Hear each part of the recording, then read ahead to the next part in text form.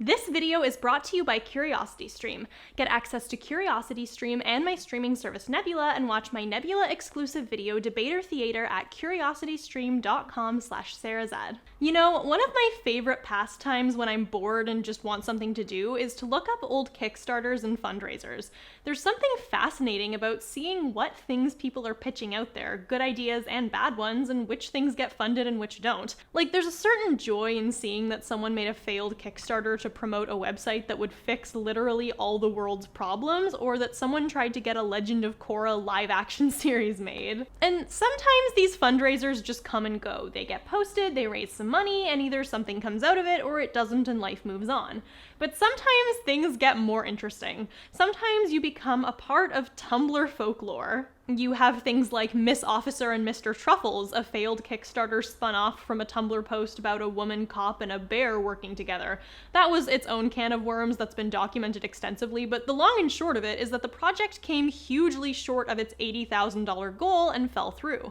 Or something like the Arc Project, an RPG that had this vague plan about how it wanted to spotlight queer characters, which raised $6,500 and then just didn't do anything. But those have both been covered and talked about by YouTuber Izzy's, and as we know, two YouTubers can't cover the same topic, so I guess that's that. But there is another one that captured Tumblr's attention over 7 years ago and is still talked about and brought up to this day. I'm of course talking about All or Nothing, the web series about a pansexual and an asexual who are roommates. People were so excited for this. The post pitching the series got shared hundreds of thousands of times. An Indiegogo was started that raised over $5,000. Things were looking great. And then someone ran away with thousands of dollars.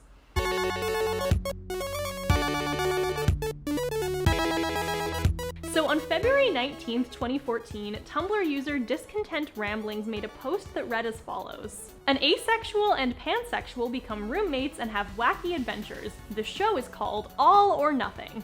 Pretty simple, pretty straightforward. Like, it's clearly a pun about how pansexual people like all genders and asexual people like no genders. Nothing overly odd or offensive. I spoke to Discontent Ramblings about the post, and it was based on a couple things. There was this initial post, which is basically the same joke but without the sitcom premise, and then there's also the fact that the original poster was asexual and had a pansexual roommate, so it was like, oh, this would be a super cute premise with this pun name.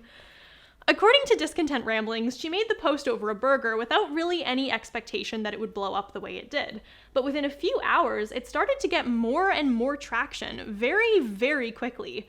Most of the early comments were people saying things like, oh, this describes me and my friend, or this would be a cute show, Netflix, get on this, stuff like that. Shortly afterward, a Night Vale blog added the comment, plot twist, the asexual is really super outgoing and is a huge flirt, while the pansexual is extremely socially awkward and has trouble ordering coffee, let alone getting a date. This is what really got people into this concept, which kind of makes sense. It's a play on typical stereotypes about both those groups that turns the concept on its head. It's, again, a cute joke or idea. Then, the real kicker, Tumblr user Schrodinger's Nerd drew a piece of concept art for the show, which you basically never see the post without. There's the shy pansexual and their ace friend with a little title card that says All or Nothing. A few folks have pointed out that despite the prompt for the show kind of centering around things being the opposite of their stereotypes, the concept art does kind of lean into stereotypes of the East Asian character being shy and quiet and the Black character being outgoing and loud. Though I don't believe the artist had any negative intentions, as other folks have pointed out, it's possible that this art kind of fitting into people's safe preconceptions might have helped it become popular on Tumblr, especially at the time. So I know I'm being pretty reductive when I talk in my videos about how DashCon was the catalyst that made people go from liking dorky, earnest fandom ideas to hating them. In actuality, the website's cultural shift resulted from lots of different things happening across about a year or so, DashCon just being one of them.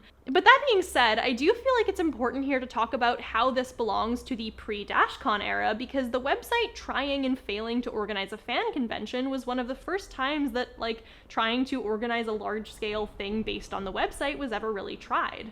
There was just a lot more earnestness back in the day around the idea that we could make real life stuff happen based on Tumblr posts. So for that reason, I do want to emphasize here that this post predated DashCon by about 6 months, and you can very much tell that's the case when you read all the reactions here. People really, really wanted this show to become a reality. In some ways, it's kind of hard to see why. Like, we aren't told anything about these characters or what the plot would be, except that there's a shy pansexual and an outgoing asexual. But on the other hand, and this is something that'll get talked about pretty extensively later on in the video, this kind of emphasis on the existence of representation above all else was a pretty common cultural attitude at the time of All or Nothing. So you see a lot of comments that say things like, I am going to reblog this until it becomes an actual show, or like, oh my god, someone call CBS, or like, oh my gosh, what if they had bisexual neighbors and their slogan was by the way?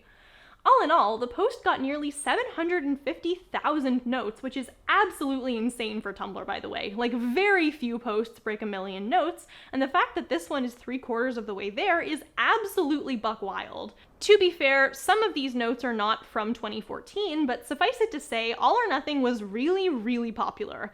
Not only that, but as we all know from being on the internet, people love to re-upload other people's content, and posts just screenshotting All or Nothing got an even further reach, meaning it absolutely has been liked and shared more than 1 million times. When I spoke to Discontent Ramblings, she talked about how it felt really good at first to have people want to make creative ideas based on her work, to have so many folks get excited about it. And that's completely understandable. The experience of having a post go viral with mostly positive things said about it would have felt really nice, especially when it's in some way people praising and wanting to build off of your creative work. Not to mention, like I said earlier, this kind of culture of trying to make stuff based on Tumblr via Kickstarters and wide support had been a thing for a while. Some of it is just that a lot of people on Tumblr, especially before the ban of not safe for work content, which forced a lot of artists off the website for fear that their content would get caught up in the ban, Tumblr was a hub for a lot of creatives for a long time. Art, writing, and music made up a big portion of Tumblr fandom, and it wasn't uncommon for people to add their own original art to your post, and this could often be really cool. Like, there was this post once about how cool it would be if instead of oceans, the earth was covered with forests where the deeper you went, the taller the trees would get and the more giant woodland creatures you would see, and someone illustrated it in an almost over the garden wall style, and it was cool as hell. Or there was this post where these 3 guys, one of whom actually later turned out to be Rogue One star Riz Ahmed, posted a group selfie at an airport and made a joke about being in a boy band, and someone illustrated an album cover with all 3 of them as boy band members. Or someone made a text post about how they didn't fit the typical cottagecore introvert stereotype and they were an introverted gym bro, and someone actually drew them just because they could, and that post got really popular. Stuff like adding art to people's art posts and building off of people's ideas was really common. Some people found it annoying. There's that infamous selfie chain where someone compared themselves to an English teacher and like 80 people added on their own selfies, but for the most part, it was representative of a pretty collective culture of adding on to each other's creativeness, and it was seen as broadly acceptable to do that. So when someone drew that All or Nothing edition, it got people really excited, hence why you had dozens of people talking about how this needed to become a real show. And in true Tumblr fashion, someone answered that call. So in June 2014, a few Tumblr users set up an Indiegogo page to make their own version of All or Nothing. So if you don't know, Indiegogo is like Kickstarter. Basically, you list your product and fans can fund it in exchange for some rewards, or just because they want to support you and see your work come to fruition. The campaign was titled All or Nothing Web Series, with the description being a sitcom-styled web series about a pansexual and an asexual whom are roommates. This is fine for a text post that's just a pun, but it is a bit strange for an actual pitch for a show. Like, okay, what's the plot? What else do we know about these characters? Are there other characters? Or are they just, yeah, they're just pansexual and asexual. Okay. They were asking for $600 originally, by the way, though it was a flexible funding campaign, which I'll talk about in more detail in a second. They tell you a few things on the Indiegogo page, none of which is like a plot or specific budget allocation, but it's still interesting. Originally, the cast was listed with names and photos. That has since been deleted from the page, and I'm not going to share it here for obvious reasons. They also talked a little bit about their goals. More specifically, they wanted to represent the LGBT+ community and give visibility to some groups that don't really have much of it. They also claimed they would be hosting the web series on YouTube and that the money would go to a mix of lights, cameras, and action. Basically needing good cameras, lighting, craft services for the cast, as well as costumes and transportation. So alright, even without knowing the direction this story goes, there are a few things worth noting about All or Nothing, the web series' Indiegogo page, just right off the bat. Okay, so let's break this down piece by piece, because once you begin to dissect it, stuff starts to really fall apart. For starters, let's look at the original goal here, $600. Anyone who has worked in any kind of production knows that $600 doesn't cover jack shit. You're lucky if that's even gonna cover catering for a few days. It doesn't even cover the cost of a quality camera and a tripod or anything like that. Furthermore, the original Indiegogo lists at least 8 members of the cast and crew. Even if we're being generous and assume that no funds are needed for any other part of the production, that means that on average, everyone would get paid only $75, which is comically low, absurdly low. That's only slightly more than my co-writer Emily's salary. The description for the Indiegogo page says that the money will go to lights, camera, action, which is cute unless you're asking people to fund your professional show. They elaborate that the money will go to buying lights and good cameras and renting out sets and transportation, and look, it's not enough to afford any of that. Have you seen how much tweenie lights cost? Have you? They're pricey as hell. I mean, it's one banana, Michael. What could it cost? $10? Also, this is a personal pet peeve, but the fact that the stretch goals were being used for cute little things like sending out signed headshots and making DVD copies instead of, finding ways to improve the finished show says a lot. It goes back to this just not feeling like an actual professional pitch that was really thought out, not helped by just how little actual detail there is here. Beyond just the basic idea of an asexual person and a pansexual person being roommates, there's just nothing. No character descriptions, no talk about tone or the basic episode-to-episode plot, or hell, even the number of episodes that this was gonna be. The only hint towards that is the fact that 11 people donated towards the $100 tier, which promised the opportunity for said person to write an episode. Meaning that, if this had all gone as planned, at least 11 episodes of All or Nothing would have been written by Indiegogo donors instead of the writing staff. Also, side note, but the $10,000 tier is the exact same as the $100 tier, except they'll fly you out to their location and feed you grapes and call you your majesty. Surprisingly, no one donated $10,000. Even the fact that they made this on Indiegogo with flexible funding feels a bit off. Like, no shame to people who use Indiegogo, but here's something to keep an eye out for when it comes to potential scams. One of the big differences between Indiegogo and Kickstarter is that with Indiegogo's flexible funding, you keep the money donated regardless of whether or not you reach your final goal. This differs from Kickstarter, where you need to reach your funding amount, otherwise it's all over. What this basically means is even if a campaign makes drastically less money than they need to actually produce a product, they still get to keep all the money. Like, if a $100,000 project had flexible funding, that would mean that even if they only made $10K, they would get to pocket that money even though it clearly couldn't be used to actually make anything. Essentially, Indiegogo allowed the team to keep the money should things go wrong, unlike Kickstarter where it had to be, well, all or nothing. That's not a guaranteed sign that a project is a scam, but it's something to look out for, especially when it comes to projects that very much need to reach their goal to feasibly make anything at all. It's not a definitive sign of scamming, but it is, at the very least, a red flag.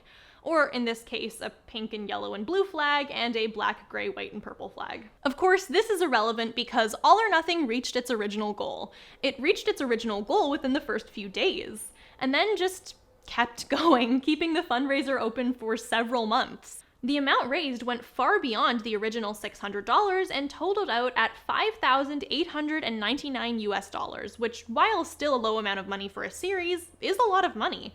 A surprising amount of money given how little information was actually communicated to donors here. It really should be emphasized just how much nothing this team had. There was no campaign video, no pitch document, no thorough breakdown of how funds would be allocated, no portfolio or prior credits listed. They made a YouTube channel, but there's literally nothing on it. Even the primary artwork to pitch the series wasn't theirs. They used it with permission from the artist, who was otherwise completely and totally unaffiliated with the project. The only thing on there that actually seemed to be their creation was this logo here for their production company, which is absolutely incredible. I love it. It's like the Eraserhead baby in a test tube. It's brilliant. But otherwise, there was literally nothing here of their own to show for, nothing to prove that they could or should do this project. It's not a great fundraiser, and yet it still worked. It really speaks to just how much people really wanted to see this get made. Despite having literally nothing to show for themselves, this team was able to raise almost $6,000 just based on pure hype and trust us, it's going to be great. People were sold on just the idea that this could be real, that it would turn into a full thing, and that this would finally bring some great representation to web-based serial content. Plus, would someone really go to all the trouble to make an Indiegogo page for this if they didn't know what they were doing? And the answer is yes. Yes, they would. After 2 months, the team finally ended the Indiegogo campaign and stopped taking donations. Then the campaign went quiet. After about a month, the official Twitter account tweeted that, "Some people have been asking me if we're ever gonna start filming, and I've made a post on our Facebook page about that in depth, check it out." Said Facebook page has since been deleted, so whatever it said is lost to time, but it's not entirely relevant anyway. About a week after that, there was one more tweet that simply said, "Quick update, just sorted out a few things with my bank, should get the money soon. So sorry it's taken so long." And that's the last tweet from the account. Some say they're still at the bank to this day. Okay, but in all seriousness, this would lead to radio silence. Like, if it was a slow amount of updates coming out, that would be one thing, and honestly sort of usual for a project like this. Productions take a long time, and it takes quite a bit to accumulate stuff that's actually presentable to others. But this was full-on silence. No more updates were ever made to the Indiegogo page, none to the social media accounts. The YouTube channel, which has over 1,000 subscribers by the way, seemingly never uploaded anything. Just nothing all around. And as more time passed and nothing was delivered, the narrative around All or Nothing shifted. Soon, realization hit. Word about the All or Nothing series being nothing more than a scam circulated around Tumblr. It became part of the folklore that time someone decided to scam Tumblr users out of money by promoting a TV show that they never actually delivered on. The original post was still popular and still being earnestly shared around as late as 2016, but any actual enthusiasm to see the Indiegogo project finished seemingly died as everyone just assumed they were grifted by grifters. Nowadays, people use All or Nothing as mostly a punchline. Like, for example, there's this post here about how Tumblr is a bad news source where someone replied with a joke about how they heard there was a show about an asexual and a pansexual being roommates. Or this post here that parodies the original pitch. Or when someone made a Kickstarter years later for a lesbian remake of Queer Eye called Butch Pal, someone made this post comparing it to DashCon and All or Nothing. Here's another one joking that the All or Nothing creators should guest speak at the next DashCon. Like, suffice it to say, All or Nothing really cemented its status as part of Tumblr's collective lexicon, and the memory of it was not positive. For most people on Tumblr, the name All or Nothing was more or less permanently associated with the concept of scamming people online. Unfortunately, some of this response also coincided with like a website backlash against people who identified as either, especially asexual people. Like, for years on Tumblr, it was viewed as completely normalized to just blatantly shit on people for identifying as asexual, largely because ace people were perceived as being cringy or annoying for just, like, existing. I don't think this is the primary reason why All or Nothing became a meme. I think broadly that has more to do with the whole Indiegogo debacle, but I do think that I would be remiss not to acknowledge that just making fun of asexual people was a big part of Tumblr's culture from around 2016 to, I would say it's only in the past couple years where it's really started to die down, and that's coincided with folks instead deciding to shit on pansexual people, so honestly, there hasn't really been a mass slowing down of the whole thing yet. Like, if you remember in my last video, I was talking about how, like, anti-social justice people, like, used to make a bunch of troll blogs pretending to be social justice warriors in order to elicit backlash and hatred against those groups. People straight up did that for asexual people too. Like, there's this blog, I think it still is updating, called, like, Crazy Casey and Spacey that is just very, very blatantly a troll that is like pretending to be asexual to make asexual people look bad. And they've been at it for years. Like, are you bored yet? Are you bored yet? Fuck. This was not scripted. I just think this is stupid as fuck. Okay, back to the script. Okay. Yeah, so some of the people turning All or Nothing into a meme weren't doing it because people got scammed, but just rather because they saw it as a sign of cringy pansexual and asexual people being cringy, and that's so hilarious and we should make fun of them. But a lot of it definitely centered around this scam perception, and so memes about All or Nothing being this scam operation really took hold online over the past couple years after the Indiegogo campaign. It got to the point where in October 2017, almost 3.5 years after the original Indiegogo campaign happened, the original artist behind the All or Nothing fan art had to make a public statement about matters. They clarified their lack of affiliation with the fundraiser and that all they did was give permission to use their artwork, which they now regret. They also detailed some of the information about the series that had since been lost due to the Facebook page's erasure. Apparently, the team announced a Q&A video that just never happened, and then after a few months of silence, announced that the money was gone, but that they were still gonna try to make the series anyway. Soon after, all of the social media accounts were shut down. In fact, when the original artist messaged the creator to ask where the money went, she actually immediately abandoned her Tumblr blog, remaking it right afterward. A few months later, the creator of the Indiegogo would release a statement on her Tumblr detailing more about what happened. In it, she took full responsibility, explaining that her and her friends, who were teenagers at the time, saw the original post and got excited and made the fundraiser. They intended to use the money just to buy a camera and hoped that would be enough. Once they exceeded their goal, there was a lot of enthusiasm and excitement for the project that just sort of fizzled out as things happened. For starters, there was apparently a lot of personal drama going on, which reduced the number of people working on the project from an already small 8 to an impossibly low 3. That would be enough to knock the wind out of the sails of anyone working on a project, but that wasn't the only complication. There was still the question of the funds. So here's how she explained it. She started the Indiegogo without having her own bank account, so in order to have a place to put the funds, she asked to use a family member's. Then a few weeks after the campaign ended, said family member contacted her and said that the money was gone because they had an emergency and needed it. Panicking at the sudden lack of $6,000 and feeling pressured to be the one to fix things, she instead deleted all of the social media content and went dark, something she later regretted doing in the hopes that it would take the pressure off of her to deliver something. In the end, the whole Indiegogo saga was a disaster. The people involved have all had to distance themselves from both the project and their original online handles. Even those who weren't involved and simply did things like make the artwork from the original post or even just made the original post in question still get hassled about it, even though it's really not their fault. In fact, when I talked to Discontent Ramblings, she said a lot of her feelings on the post was soured by stuff like this, and frustrated by people acting like anyone who supported the original post or was excited about the idea was stupid for caring about it in the first place. The people who donated were left in the dark for years and never got their money back, nor anything to show for it. If the story is true, then not even the people who started the Indiegogo got the money. It's one of those situations where everyone comes out as a loser. All or Nothing is frequently called a scam by people, and for good reason. When you look at it, that's what it seems like, right? A classic case of people starting a project and then taking the money and running. Though it's hard to say if what happened here counts as a scam in the conventional sense, it really does seem like the team had every intention to make this a real thing. The story of All or Nothing feels less like one of malevolence and more one of naivete.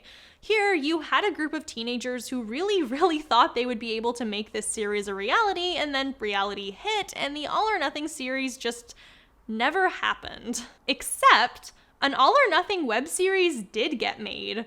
All or Nothing actually does exist. Before I tell you about that, I want to briefly let people know about Trials and Trebuchets, a D&D podcast that I'm in with my friends. So Trials and Trebuchets is an actual play podcast that features 4 young adults at a mysterious magical school. It's originally 3, but then it's 4.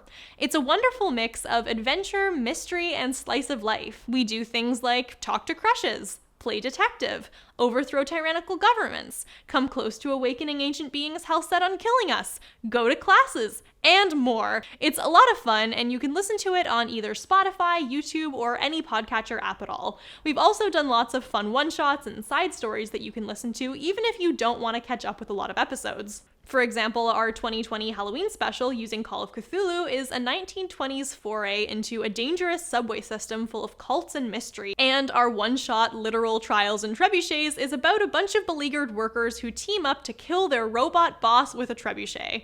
We even did an episode where we played the Great British Bake Off in RPG form. If you're interested in a cool, compelling, and fun story starring me and my amazingly talented friends, check out the link in the description or just look up Trials and Trebuchets.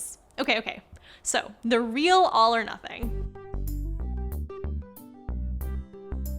I think it's worth mentioning that the people who ran the All or Nothing web series Indiegogo were not the only people who found the idea of an All or Nothing series interesting or compelling.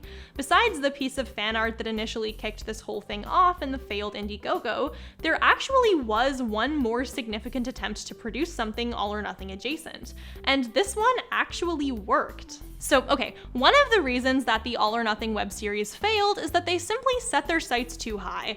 They were a bunch of 17-year-olds that had no real idea what they were doing and fell prey to a lack of understanding of how production worked, interpersonal drama, and poor planning. And while that certainly doesn't excuse defrauding people out of thousands of dollars, it does kind of put into perspective that the reason the idea was doomed from the start wasn't just that asexual and pansexual roommate isn't remotely enough of a premise to make much out of. It was also that the people trying to do it and the ways in which they tried to make the show were just not super well equipped for that medium. Like, no, you are absolutely not going to be able to make a sitcom-style show with a full cast for $600, especially not when you've promised nearly a dozen separate people the reward of getting to write an episode. But that doesn't necessarily mean that anything relating to the premise is inherently impossible to make. And there is no better proof of that than the actual All or Nothing web series. Yeah, someone actually made one. A real version of All or Nothing does actually exist. So when looking around for videos and promo material about the Indiegogo, a trailer for All or Nothing the web series comes up. You can see, based on some of the comments, that some people had the impression that this All or Nothing was associated with the crowdfunding scam. But in actuality, this was an unrelated project based on the same text post that the other web series was based on and had nothing to do with the Indiegogo. This All or Nothing was a two-person project written and produced by two creators named Samantha and Claire, and right away there were a few things that put this project at a natural advantage compared to the sitcom idea. So firstly, this web series was vlog-based, so all of the little episodes were like bite-sized 3-minute clips told via these two roommates' vlogs. This automatically sets them apart from the sitcom idea because, like, sitcoms are insanely expensive to produce. You need expensive equipment, cameras, microphones, long scripts, and a large crew trained and willing to work on it. But making a vlog series is a lot more accessible. You basically just need a webcam as far as equipment goes, although having decent lighting certainly does help. Take it from someone who doesn't have it. You can also make videos in more bite-sized pieces, which is a lot more accessible and feasible in terms of writing a script, takes up less filming time, and is also more likely to appeal to people who are still new to your concept. This was also a few years after vlogs started to really become a popular storytelling medium. The Lizzie Bennet Diaries, a series created partly by Hank Green that retold Pride and Prejudice in modern vlog form, had come out a couple years prior, and when I spoke to Samantha and Claire, who were very nice by the way, they cited the series as one of their inspirations and actually reference it in All or Nothing the web series. That's not to say the Lizzie Bennet Diaries was the first time the vlog format was used for storytelling. I certainly have not forgotten about Lonely Girl 15, but it was one of the first times this format really blew up and was especially accessible to people in the fandom sphere. That is to say, there was definitely an audience for this kind of content in the subcultures Samantha and Claire were making the series for. So without even looking at the content of the series itself, just looking at the actual pitch of what they, compared to the Indiegogo team, were trying to do, it's fairly easy to conclude that they were at a much higher chance of succeeding at doing what they were trying to do. And to their credit, they did actually start and finish their All or Nothing web series. They had a story that, from the beginning, they were planning on telling, and they saw it through. If you check the channel out now, there is actually a self-contained narrative on there with a clear start and end, which is kind of inherently impressive given how rarely projects that get started online actually get finished. Not only that, but there's this kind of ARG element to the web series. The creators made Tumblr and Twitter accounts for all the characters in the story that regularly updated when the episodes did, and even stayed active for a little while after the series concluded, just sharing updates on what the characters were up to and how their lives were going. The whole thing is neat and was probably pretty fun to put together. So, the All or Nothing web series is comprised of 39 bite-sized vlogs which take about 2 hours to watch in total. It tells the story of these two friends, Annie, who is pansexual and a member of her school's speech team, and Emily, her best friend, who was also in speech team in high school. Not to be confused with my co-writer Emily, who was in mock trial in high school. The two of them are starting university together and they're roommates. The beginning of the series is mostly just them goofing off and having fun, meeting new friends from the speech team at their university, and talking about their experiences together. What about those emails? I am just getting excited from those. Oh my god, they end each one with, give it your all or you'll get nothing. Or all or nothing for short. We kind of stole it. Okay, what about the speech parties? I hear they're legendary. Okay, but you can't leave me. Deal? Oh! Someone started vacuuming very loudly outside my apartment, and then they just kept going, and I couldn't film, and now it's night, so hi. Another thing about this All or Nothing series, while it does incorporate the premise of having two roommates who are asexual and pansexual, it isn't really about that at its core, besides one plot element that I'll talk about in a moment. It's more like a combination of rom-com and sports anime, focusing on the interpersonal relationship between these two friends and the people they meet at university. This is probably for the best, given that the original premise doesn't give people very much to work with. It makes sense that it had to be expanded into something, and in the case of the web series, it was expanded into a story about the university's speech team and the new relationships the characters form at university. Once again, I spoke to the creators, Samantha and Claire, and they themselves were on the speech team, which makes sense because honestly, no one but a speech team kid would write about it with this level of passion and specifics. As a debate team kid, I can confirm that I am resigned to the fact that no one but a debate kid will ever give me the representation I desire. The story was partly inspired by the All or Nothing prompt, partly inspired by their own friendship, and partly inspired by a story a guy was telling at a speech party about his real life that sounded straight out of a rom-com. According to Samantha and Claire, the series didn't really cost much money to make, save for buying a camera, which they were already planning to do anyway. It was written over the course of a couple weeks, the whole thing was filmed over one weekend, and then editing was done over a few months. The side characters were mostly played by speech team friends, and a lot of stuff was shot in only 1 or 2 takes. The story begins, as previously said, with Annie and Emily hanging out and meeting new friends, and then they meet Jack, who Annie quickly starts to fall for. They end up going on a few dates, but Emily really doesn't like Jack, and their friendship starts to suffer as a result. Emily also tries to go on a few dates herself, but none of them really work out, and she doesn't feel the spark she was hoping she would. This leads to a scene that I honestly think is really heartfelt and sweet. The production value on it obviously isn't fantastic, but the writing clearly comes from the heart, as the two friends realize that Emily is asexual, and Annie gives Emily her full support. This scene was apparently written based on real-life experience, and watching it, you can definitely tell that the personal connection is there in the writing. It's nice. And honestly, incorporating Emily being asexual into the larger relationship story here and having it be in part this coming out story is a really cool way to incorporate the show's premise into the wider prompt. It makes their sexualities important to the story and not just incidental to it, while still letting the characters be the characters and have other interests and traits and relationships. Over time, Emily starts to really resent Annie and Jack, and the two friends begin to grow apart. I think this is the 8th time I've tried to film this week, and I keep getting interrupted, mostly by Jack complaining about Emily or Emily complaining about Jack. He's always here. Seriously, can't your shit out of boyfriend ever clean up his dishes that he uses when he's here? So inconsiderate. See what I mean? This ultimately culminates in Annie leaving the school without a word. Emily later finds out she's enrolled at a different university. The rest of the vlog is mostly Emily and Jack worrying about Annie, meeting new friends, and ultimately growing closer together. Honestly, the acting in this series is not stellar in a lot of cases. After speaking to the creators, we found out that the actor playing Jack didn't actually read the scripts, leading to some awkward improv at times. Like, for example, this actor kept talking about drill-in time during takes randomly, even though it wasn't in the script, just because... X-Eye's not having it. X-Eye is going full on drilling time. She drilled Dynamo right back into the stomach. But after Annie was written out so suddenly, we were like, oh god, did something actually happen between these two actors? To that end, it was pretty convincing as a friendship fight. The series ends with Emily and Jack getting together, the big speech competition happening, and Annie finally making her own vlog, clearing up what happened and apologizing for her part in it.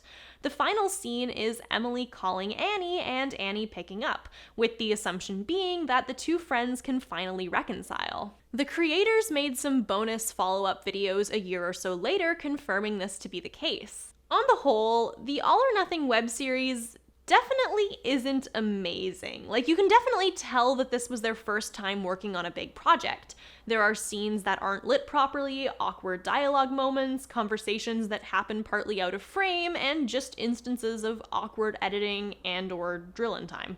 It's definitely not a series I'd compare to like the Lizzie Bennet Diaries if you're looking for a high production vlog web series to watch. But honestly, for a project with no budget, conceived of and created almost entirely by two people and filmed over one weekend, it's not bad either. There are moments that are clearly heartfelt and personal, a cute story, and honestly probably the best way to interpret a fairly limited prompt. I've definitely seen way worse from people with way more time and money, and it's absolutely not something to make fun of.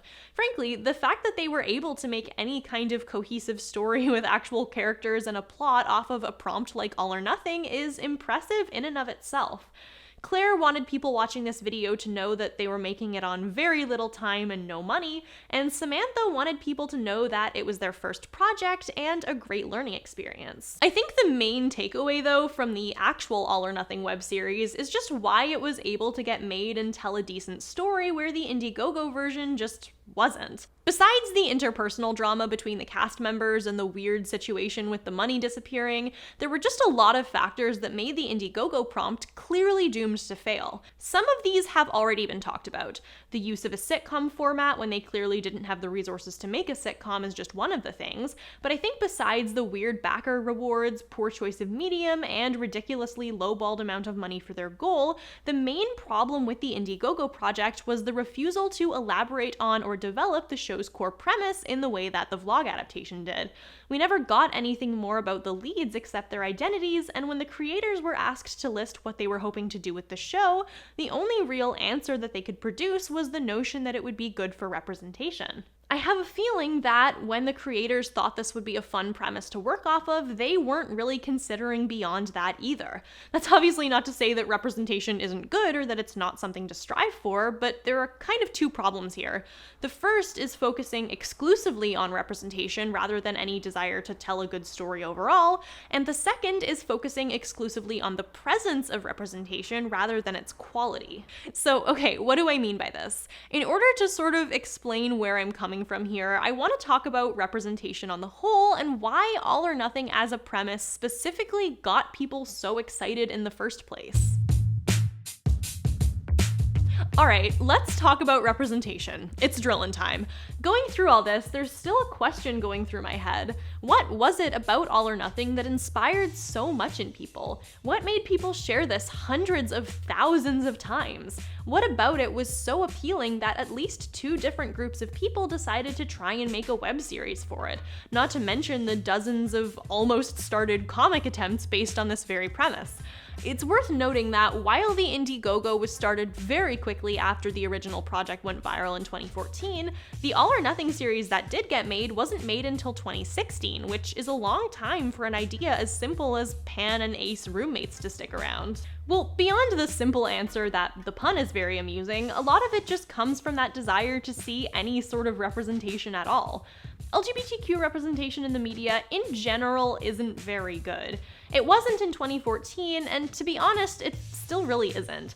While the years have seen an increase in representation for same-gender relationships, other parts of the community haven't really seen versions of themselves on screen.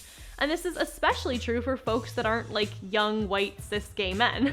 Tumblr used to use these Comic Sans PowerPoints to talk about basically every social issue or pop culture property on the planet, and this PowerPoint from 2013, as 2013 as it is, definitely highlights the fact that the atmosphere of LGBT+ characters at the time was kind of rough. Even the alternatives to mainstream shows like Glee that the PowerPoint talks about were, well, first of all, it calls a Netflix original alternative media, and then it can only think of one other, albeit good, property that has any kind of representation at all. And with Orange is the New Black, okay, it's a show based on the life of a real-life woman, the main character even named after her, who very openly identifies as bisexual in real life, and the show never says the word bisexual, ever, which is often the case for shows at the time, and even now. They either don't like labels, or they're described as used to be gay or used to be straight. And this was especially bad in 2014 when All or Nothing started to get talked about. Pansexual and bisexual characters were still few and far between, and the number of bi characters actually given any depth is even lower than that.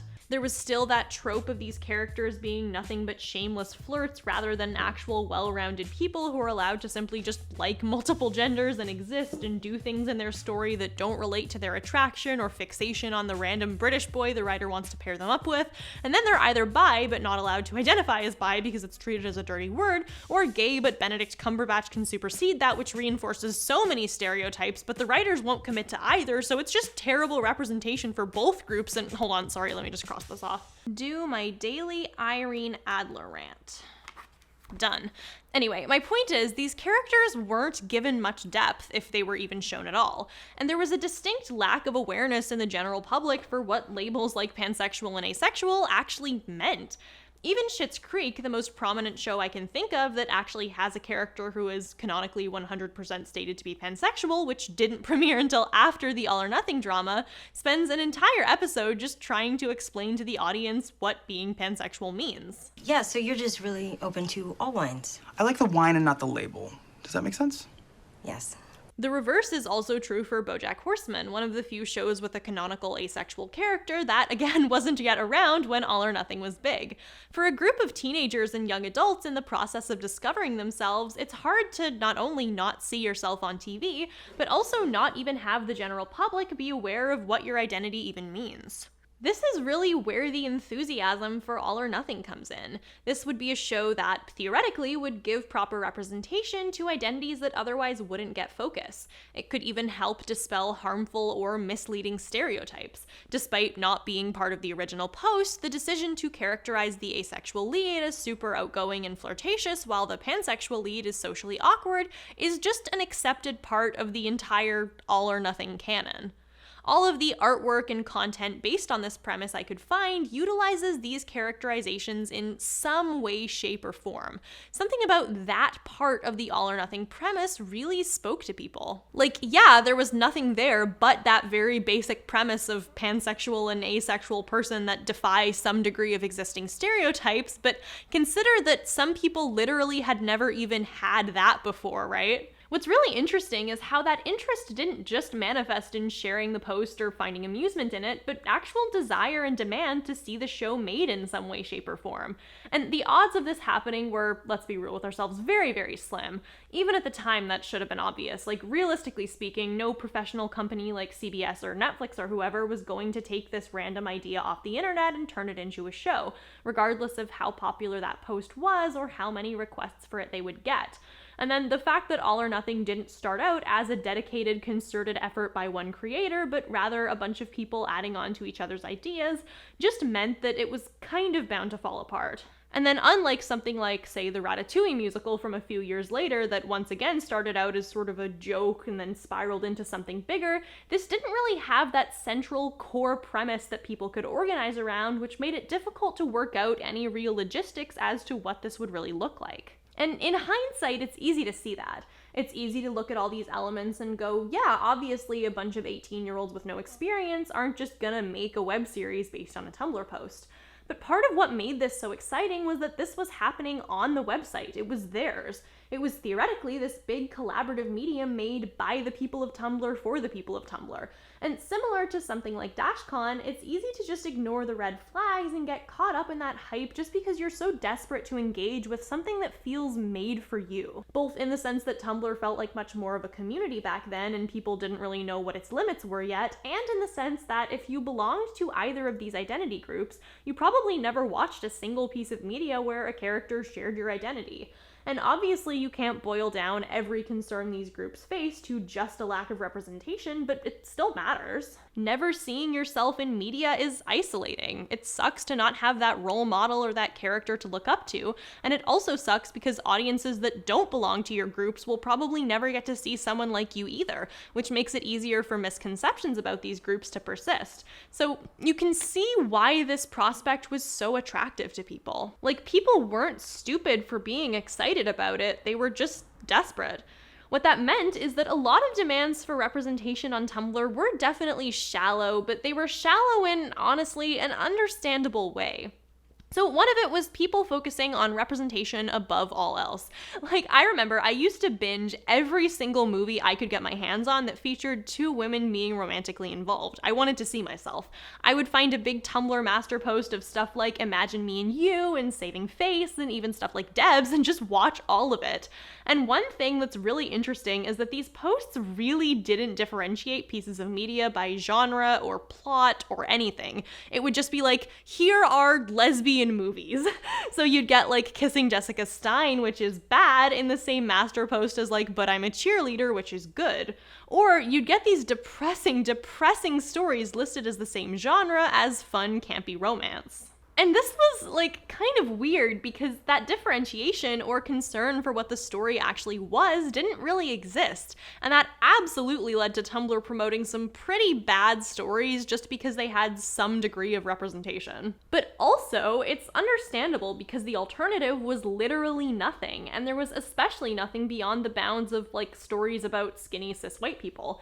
And there was also a focus on representation just existing and not much on the quality of that representation. Like, I remember a lot of folks praising Rent because it represented pretty much everyone, even though a lot of that was kind of shallow or based in tired tropes. I know a lot of people got into LGBT stories that didn't actually represent characters in the best way just because it was something. People really didn't feel like they could afford to distinguish between good stories and bad ones, or good representation and bad representation. People just wanted anything, and they were willing to favor the mere presence of gay characters above anything else about these stories, and even if these characters were actually treated well by the narrative. Like, yeah, it was surface level, but it was also understandable because the alternative to bad representation, or good representation in a bad piece of media, felt like, well, no representation. And for a lot of folks online, that was sincerely the worst option. And obviously that's not to say that like indie creations with gay characters didn't exist at the time. Obviously they did, but they were much harder to find and much harder to build a large fan base around. So you can see why people still sought out more popular media that was easier to find and easier to find people to talk about it with. So with that in mind, why not take a chance on an Indiegogo for a project specifically about pan and ace representation? Yeah, it could end up badly, but at the very least, it would be something. And that explains why the backlash to the Indiegogo was so large and so legendary. If this version of All or Nothing got made and ended up being bad, there would probably be some hate thrown its way, jokes and memes and whatnot. But to simply not deliver at all, that's the worst case scenario. It's a scenario where no one comes away winning, where no one gets what they wanted, even if what they want is just the basic concept of representation. All in all, this is really one of those situations where it's hard to be mad at anyone involved, at least not legitimately mad. Like, don't get me started, the people who started the Indiegogo shouldn't have asked for the money in the first place, and they should have been responsible and paid everyone back. But this isn't the case of some evil, ill-meaning scammer desperately trying to con the Tumblr user base. This isn't a case of Tumblr users trying to do something harmful or falling for some obvious ruse. It's the case of a bunch of young LGBTQ people thirsty for some form of representation, feeling energized to try to put something out into the world, and you can't be too mad about that. Honestly, the main takeaway from this should just be to know your limits and know to approach these things reasonably, both from a creator and audience standpoint. If you're someone who has no experience making a series at all, perhaps you shouldn't be asking for money in order to make such an ambitious series. And in turn, if you're someone who sees a project idea that excites you, perhaps, read up and think critically about what you're donating to and learn how to spot signs that the project isn't all that it seems to be. Things like flexible funding, things like no real pitch document or budget allocation or clear vision, just generally tend to be good signs of that. It's been shown that something like All or Nothing can be made. A version of it did come out, but it's all about knowing what's realistic and what's doable and how to work within the means of what you have. Basically, if you want to make something like this, you either have to give it your all or nothing. I'd like to thank CuriosityStream for sponsoring this video. Basically, CuriosityStream is a really cool streaming service that addresses our desire to learn with thousands of cool documentaries about science, nature, history, technology, and all kinds of fascinating things. So for example, if you like history, and I assume you do because you're here, there's this cool documentary about the Woodstock bus that just looks at that period of a few days and sort of dissects it. And there's this mystery at its core of just what happened to this iconic bus as these people try to find and restore it. It's super cool and very in line with my interests. And the best part is that CuriosityStream has actually partnered with my streaming service Nebula in order to help me and creators like Big Joel, PhilosophyTube, Cat Black, and more make exclusive content for Nebula. Basically, Nebula is a collaborative platform run by me and lots of other educational content creators. Not only can you get early access to my videos and watch them without ads or sponsor segments, but Nebula also helps educational creators make videos that aren't best suited for YouTube because of copyright issues, monetization issues, or just because it's best suited for another platform. So for example, I have a Nebula original called Debater Theater. Basically, it's where I talk about persuasion and debating techniques and how to learn both to be a more persuasive person and recognize when other people are trying to persuade you. But I do it using examples from things like movie scenes, ads, and award acceptance speeches. It's both a fun example of how persuasive rhetoric is everywhere and a great way to learn some of it for yourself. If you want to watch Debater Theater or anything else on Nebula or CuriosityStream, all you have to do is go to curiositystream.com/SarahZ and use my coupon code SarahZ at checkout. You'll not only get access to CuriosityStream, but by using my code, you'll also get an email that includes full access to Nebula. So that's curiositystream.com/SarahZ and use my coupon code SarahZ at checkout.